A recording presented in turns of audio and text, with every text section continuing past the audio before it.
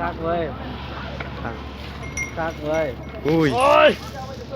ปกติผิวตัว พอดีเปียกกันเลย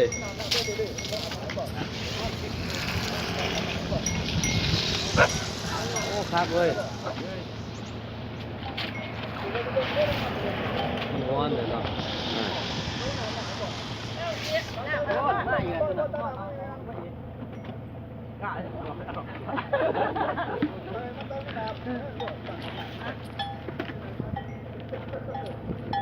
เจ้าจะไปทางเขาเรื่องอะไรเขาไก่ด้วย เออ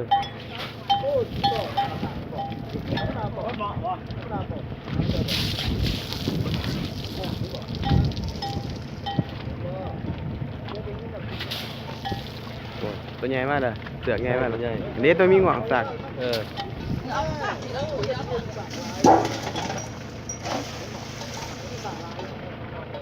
เอามาถูกหัน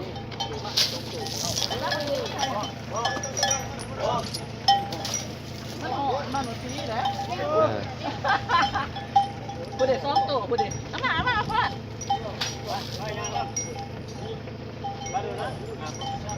เดี๋ยวซ้อมอะไรเอาหนักเลยเอาผูกนี่นะ